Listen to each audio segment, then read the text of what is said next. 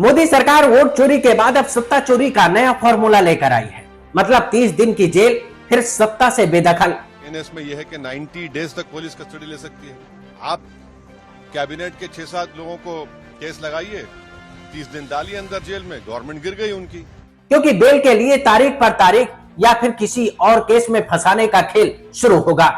इस बीच कभी police custody, कभी ईडी की कस्टडी, कभी सीबीआई की कस्टडी या फिर आईटी की कस्टडी का सिलसिला चलता रहेगा ताकि बेल ना मिले। और इस खेल में जो फंसेगा वो 30 दिन में सत्ता से हाथ धो बैठेगा। एग्जीक्यूटिव एजेंसीज को फ्री रन मिल जाएगा कि वो खुद जज, जूरी और एग्जीक्यूशनर हो जाएंगे। विपक्ष जहां इस कानून का विरोध कर रहा है, वहीं सत्ता और सत्ता समर्थक तर्क दे रहे हैं कि अगर कुछ गलत नहीं किया तो डर किस बात का। क्या परेशानी है आपको इस बिल से?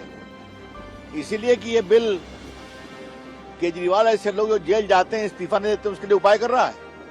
तो सुनिए, डर इस बात का है कि जो मोदी सरकार सीबीआई, ईडी, आईटी के डायरेक्टर चुनने में निष्पक्ष नहीं है, उस सरकार की एजेंसियां कितनी निष्पक्ष होकर काम करेंगी। इसके तो उदाहरण भरे पड़े हैं। ईडी, सीबीआई को लेकर सुप्रीम कोर्ट ने क्या क्या नहीं कहा है। ईडी के लिए क्या कहा? आप एक बदमाश क्रूक, आप एक बदमाश या मक्कार के जैसे काम नहीं कर सकते, आपको कानून के दायरे में रहकर ही काम करना पड़ेगा। और उसके बावजूद सरकार को ना तो शर्म आ रही है, ना ईडी को शर्म आ रही है, ना सीबीआई को शर्म आ रही है, और कह रहे हैं हम तो निष्पक्ष हैं। हेमंत विश्वा शर्मा जी करप्ट थे या नहीं थे? अमित शाह जी कहते हैं चलो भैया, ऐसे सवाल नहीं पूछने चाहिए। सोचिए, अगर ऐसा नहीं है तो फिर पिछले 12 सालों में मुख्यमंत्री रहते हुए सिर्फ 2 लोगों को जेल भेजा गया। खास बात यह है कि इन दोनों जगहों पर बीजेपी की सरकार नहीं थी। अब मोदी सरकार कानून ला रही है कि मुख्यमंत्री को जेल भेजो, आसानी से उसे पद से हटा दो, सरकार गिरा दो।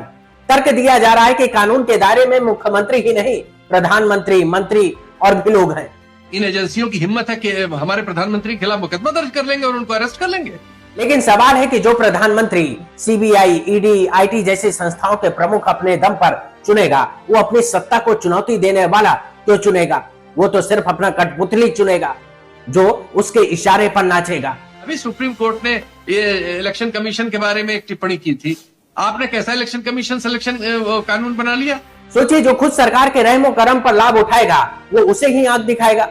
आईटी के ऑफिसर कौन बनाता है? ईडी के, सीबीआई को रूलिंग पार्टी बनाती है। आप बताइए फिर कहां इंडिपेंडेंस रहेगा इन लोगों का? अगर लोग इसे भ्रष्टाचार के खिलाफ बड़ी लड़ाई समझ रहे हैं तो ये बड़ी भूल है। असली खेल सत्ता हथियाने, डराने, धमकाने या फिर चुनौती देने वाली ताकतों को गिराने का है।